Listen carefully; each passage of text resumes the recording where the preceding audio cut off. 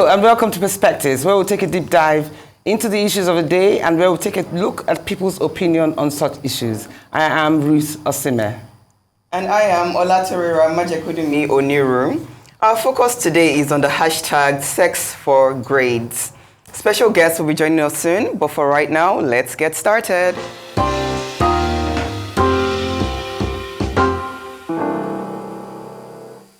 Welcome back to Perspectives here on Arise News. Some Nigerian university lecturers, especially those in public universities, have for too long gained a disturbing reputation as sexual predators who exploit female students in our universities.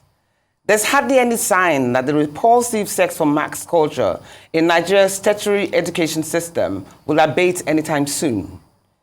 Recently, the University of Calabar law students recently besieged the office of the institution's vice-chancellor, Professor Florence Obi, to protest against alleged sexual harassment and extortion by lecturers. Their placards had various inscriptions, like "We are tired of buying law journals," "We are tired of lecturers not attending classes," and "We are tired of sexual harassment."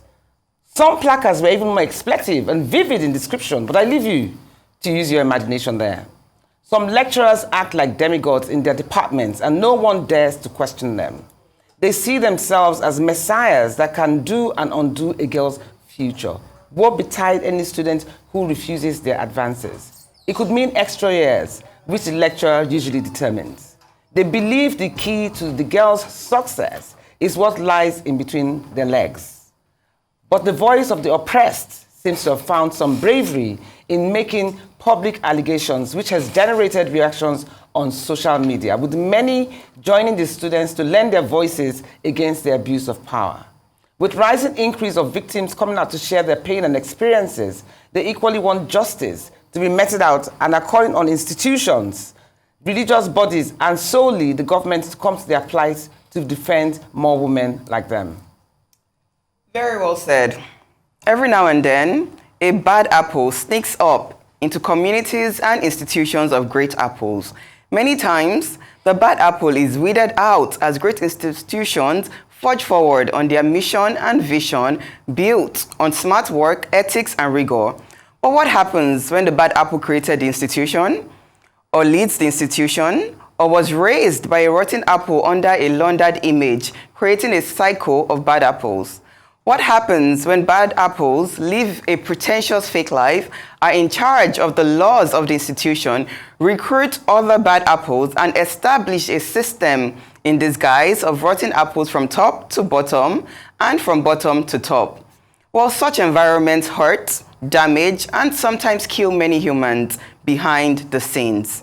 It happens all around us. People in positions of power are offering sex for grades, sex for money, sex for anything to anybody, including forbidding minors. Sex for grades is a blatant abuse of power and a selfish disregard for humanity. In a system with unbalanced laws and high dependency on financial powers, sex for grades occurs everywhere, and many people get away with it without a trace of suspicion while victims remain helpless. Today we have faulty characters parading as faculty, abusing our children and getting away with it. Every human can decipher basic rights from basic wrongs. No book needs to teach us that. If it kills, it is wrong. If it consciously torments, damages, sickens, or deprives, it is wrong. Sex for grades is wrong. Excellent merited work for grades is right. When we begin to celebrate characters and not positions, we begin to demand ethics and greater humanity. When we care more about the deliverables emerging of a position and less about honorable governor, senator, principal, owner, princess, only then will we be able to focus more on progressive deliverables. When a land is lawless, anyone can hold the highest position. The position is only respected when your character, your deliverables, and your accomplishments speak volumes. More viewpoints coming up with our special guest, but for right now, a unique report on leadership.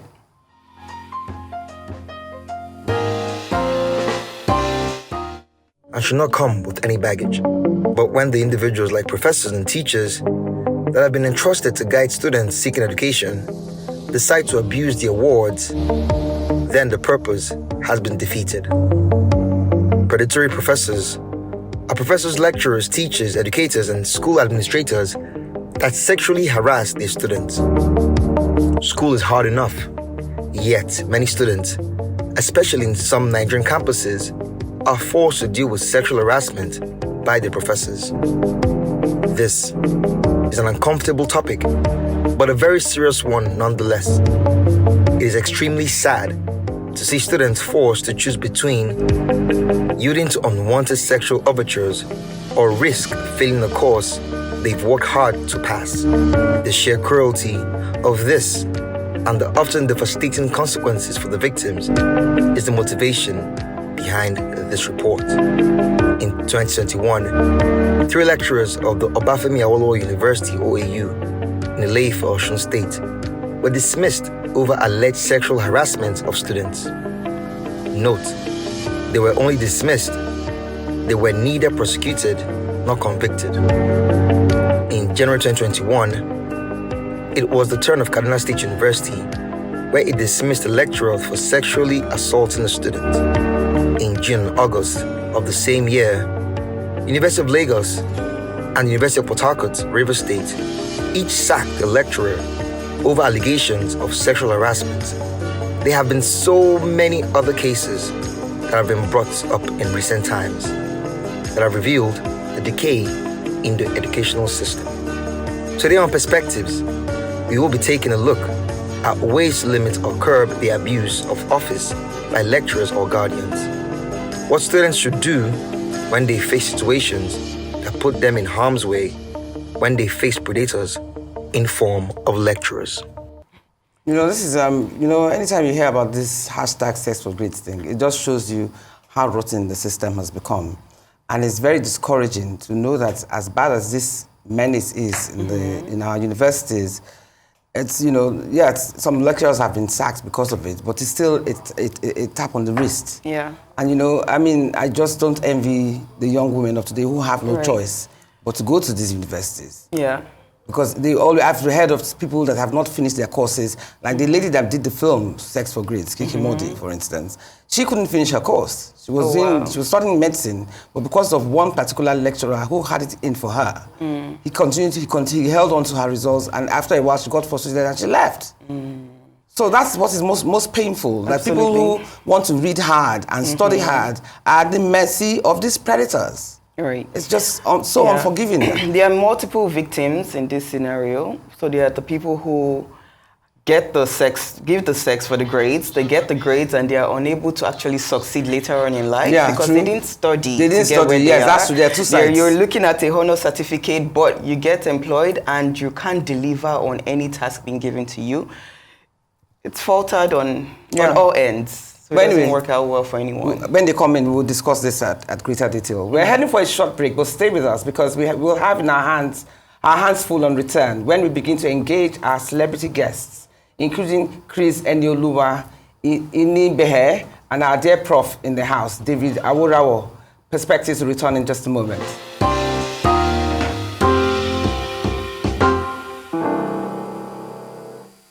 Welcome back to Perspectives on Arise News. Introducing our guest now. First off is Chris Oziofu, Ekuafeh-Ero. Chris is the founder and lead facilitator of the Wellness Bus Company. She survived a 2-year bout with amnesia and moved on to helping people build better relationships with stress. Chris, you're welcome to Perspectives today. Thank you for having me. That's right. And also joining us is Adeoluwa Enioluwa, who I call my son. A writer, public speaker, art director, media and communications specialist. After graduating, Adeoluwa earned his master's degree from Pan-Atlantic University School of Media and Communication. He completed his master's degree in marketing communications. With personal experiences disguised as institutional humor, Enioluwa continues to use social media as a vehicle to meet his target audience. As the face of several global brands like Croc and Mac, to name a few, Enioluwa uses his platforms to play a crucial role in long-term development and leadership that leads to national socio-economic change and country building. He believes African millennials like himself and generation are going to lead a tremendous impact on society and the world at large, and takes a keen interest to be part of this global movement by lending his voice to the voiceless and making an impact to right the wrongs in society. Okay, so today we'll be starting off with Chris and Eni in the studio, but we will also be having two gentlemen join us soon. And they are, first off, is Enioluwa, who is a principal counsel at Enioluwa Law Chambers. He is also a human rights advocate who describes himself as an enemy of oppressors. Indeed, and rounding off our celebrity guest on the program is David Aworawo, a professor of international relations and strategic studies and head of Department of History and Strategic Studies, University of Lagos, Nigeria. He has published widely in areas of African politics and international relations. He's a member of the following professional bodies: Historical Society of Nigeria, British Scholar Society, and Nigerian Society of International Affairs. Beyond academia, Professor Aworawo has served and continues to serve in different public capacities. He is a consultant to the following organizations: Foreign Service Academy, Presidential Amnesty Program, and the Nigerian Army of Logistics. It feels great that we're going to have a loaded program with such a glittering array of accomplished individuals. Whew, that was a mouthful. Okay. So let's start with you, Chris. Yep. Why are victims unable to expose their perpetrators? What measures, what has fueled this fear and instilled this fear in female students that they have not been able to bring the predators to justice? Well, I think the first thing is what you mentioned, fear. It's fear. And number two, the idea that what is basically the cost for me if I bring it forward? What am I going to get in return? A lot of times they are shut down. A lot of times they are stigmatized for even coming out and saying, this is what has happened to me, right? And there is somewhat like a mafia kind of thing going on in institutions now where you know that you're not just fighting this particular predator, you're fighting an institution. So for a lot of women, it's too much of a burden for them to take. So they go like, hey, I can't deal with this. What limits them from having the evidence of their grades as compared to allowing someone else say, hey, if you don't do this to me, if you don't do this for me, I would mark you downwards? What if they took an exam and they actually excelled in the exam?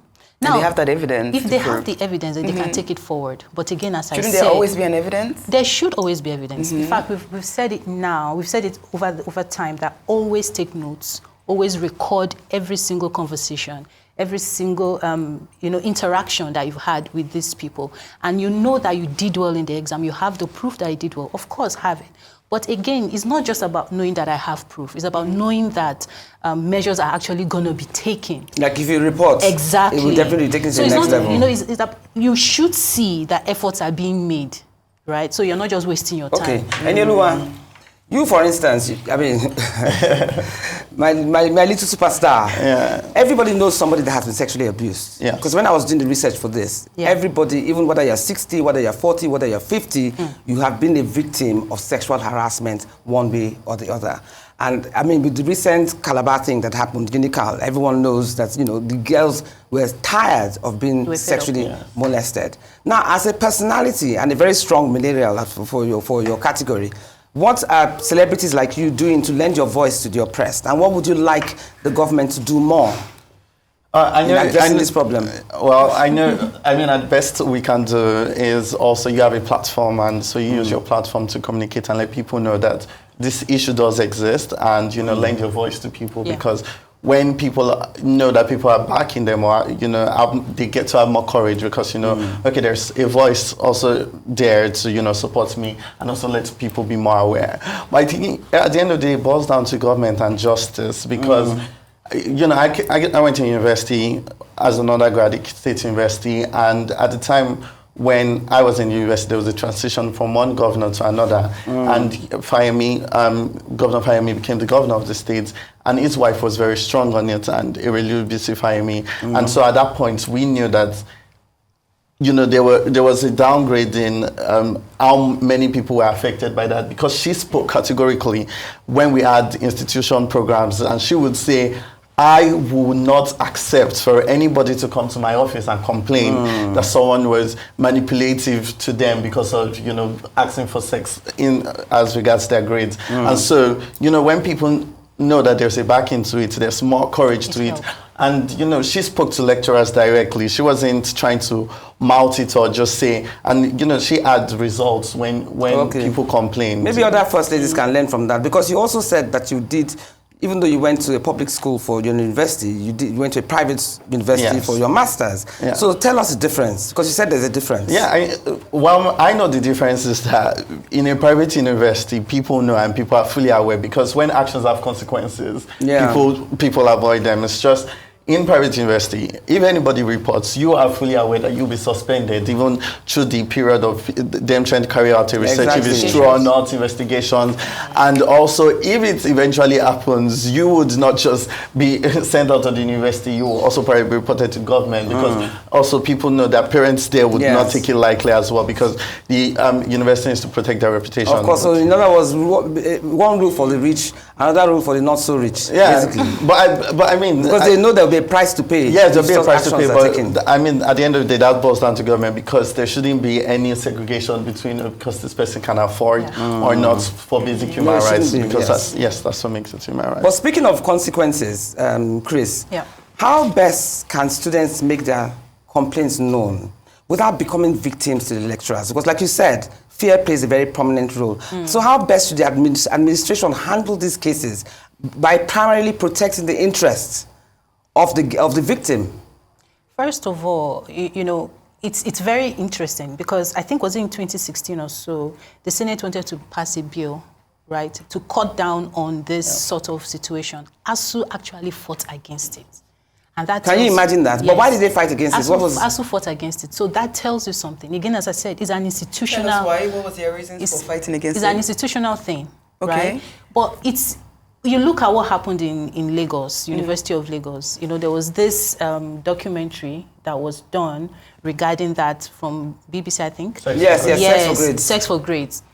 They even had a place where they take... Yes, they call it the cold room or something. So when you have something that is so institutionalized, it takes so much effort, and it actually needs, just as you said, the intervention of the government, where you go like, hey, it doesn't matter what ASU says. This is what it is that we're going to do. This is what has to happen. So ASU isn't necessarily looking after the rights and the needs of the students if they will fight against something that protects them. That is how Maybe they're not taking it as seriously as they should. Yes, that is how it appears to me. If they fight against it? The thing now is that it has become a case of, now so it be now. Yeah. Do you understand? So when you voice it out, it's like, I mean, it's almost part of the educational system. And, you go through it, and it's a sad development. Yeah. I also think that people should stop, you know, fighting in sense of from the national level. So, you know, take it to your institution. Yeah, exactly. I believe that because when you make it more primary, you know, it's better and it's easier to combat than we're trying to get a regulation from the Senate, I believe and so. it takes such a long time. That's why what happened with Unical made so much noise, because they were able to galvanize themselves. The girls came together and said,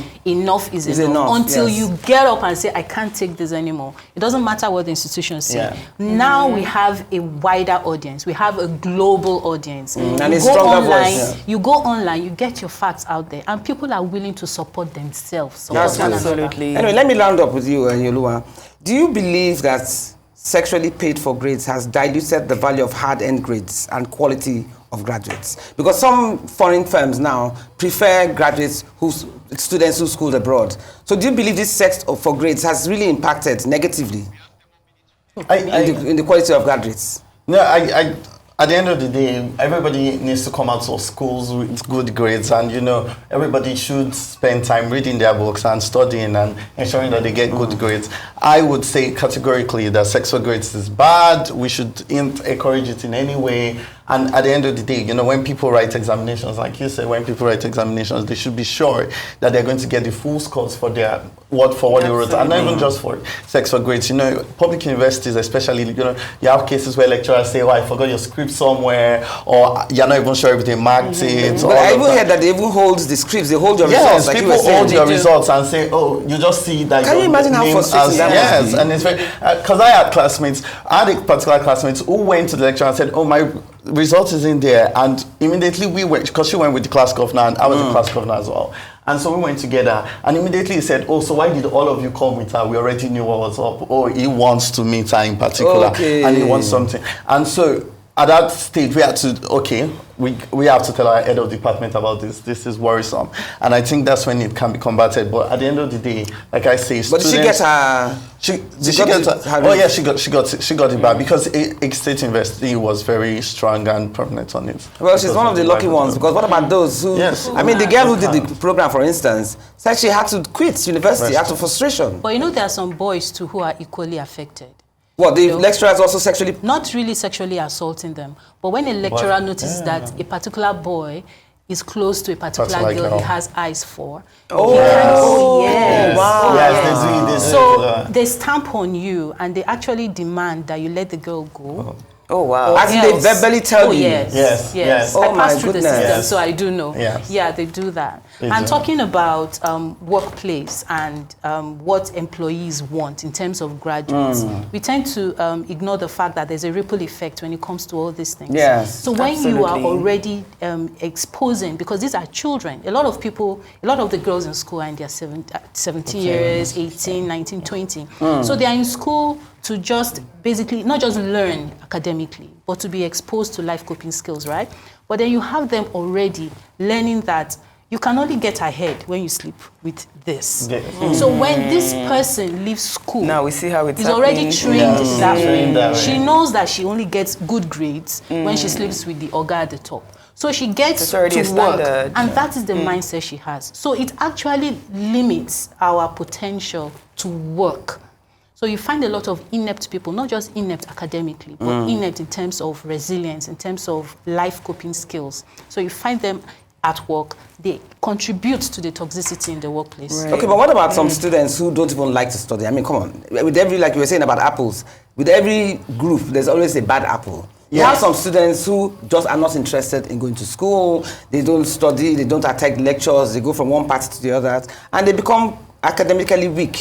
Yeah. What should happen there? If So they now are use weak? their bodies in exchange for marks in higher institutions. that is the- because they know that they can get the marks without putting in the effort. And how dangerous and harmful is this towards the goals in our university system in Nigeria? For me, at the end of the day, I say the responsibility falls on the person with authority, and people need to discipline themselves. You know, our society has trained men in sort of a way that it's okay to excuse your sexual prowess and all of that. And so, like I say, you can discipline yourself and say no. Like when someone comes to you for sex, it's not necessarily because I should just say yes. You can Or you can read, study. Like and yeah, also, exactly. encourage students to study and read. And if people do not pass examinations, that's why school is in place and examinations are in place. You fail, and that's okay. But you know, I say people in authority should take responsibility and say, oh, this is a no-no for me. I do not participate in this. I do not associate. And also, when you let students know that it's a no-no, you know, people are less to do it because, I mean, when your reputation precedes you and everybody knows you would accept, people are most likely. But if everybody knows, oh, our institution does, nobody tries that in private university, of course. Because Of course, they won't try it now. You know, you've probably been seeing it. I mean, there may be cases, but, you know, it's rare. You both sound very passionate about this topic. So I want to ask, what do you think would emerge from the Uniben protests? Do you think there can be a forceful movement that can actually limit what's going on in our schools today? From my viewpoint, it's a leadership issue. And if we don't get leadership right, we're not going to be able to fix this. But do you think this protest is going to... I also believe in the power of What would leadership. emerge? Right? The power of what? Leadership. Okay. But I also believe in the power of individuality as well. Absolutely. Right? We're talking about galvanizing. If you are true to your passion, if you're true to what it is you're fighting for, then even the leadership will be forced to listen.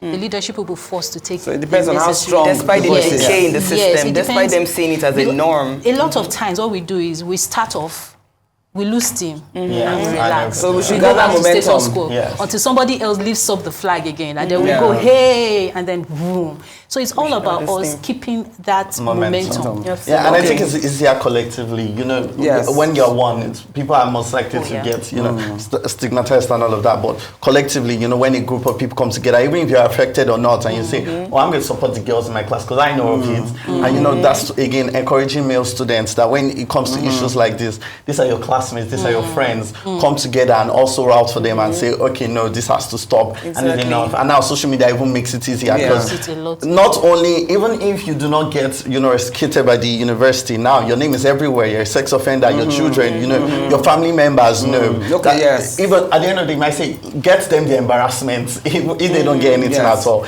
Let these people be embarrassed. Are either of you supporting the Uniben protest? Are you lending your voices somehow to magnify the movement? Yeah, that mine is to repost, retweet, and try and get involved as much as possible in any way that I can to let people know that aware. But I also know in my where I'm from, I also speak categorically to know what is happening, and if students have any complaint, I have access to people in management. Okay, one last question for the roads. This is to you, Chris. How best can you deal with being pressured to have sex without paying the price with your marks? How best do you think female students now, in moving forward, the best should way, handle such professors? The best way is for you to first of all know what you want, because it gets to a stage. Yeah, you want to graduate. Yeah, isn't that obvious? you want to graduate, right? But at the end of the day, your choice is your choice. Now, if you know the stakes that you have, right, and you choose to go this way, and if you're ready to face the consequence, then go ahead. Because at the end of the day, is it your integrity that counts, or is it for you to graduate? For some, it's their integrity. They really don't care. Yeah, right? but if they know that they're paying the price with their marks, how best can they handle it? Be able to achieve their results without necessarily sleeping with the man? I know. I said something about having records. You have records. You do the needful. You can threaten the predator with facts that, hey, I'll go online. I'll publish this. That's what I want to hear. Right? I'll publish this. I'll make you famous, just as he said. You want to be famous, then we'll make you famous. And now people are becoming more scared of social media than anything else. I think that's one of the most Because the powerful reputation, tools. exactly. Yes. You can't say that you have built yourself up to be a professor. And you want to ruin it for what? 2 seconds, 2 minutes? It's silly. If so a lot of that long. So you see that, they already have the upper hand. Social media is a great tool if you know how to use it. So if someone can threaten you, threaten the person back, blackmail the person. Thank you so especially much. if you know that you're in the right. Okay. Thank you so much, my son. Yes, Enioluwa, looking so smart and handsome. Thank you. Thank you so much, Chris. Thank you. We hope that this would encourage those watching the program this morning and let us know that the fight for justice is very near. Thank you so much for being with us. Thank you. Lovely to have you both. Thank you.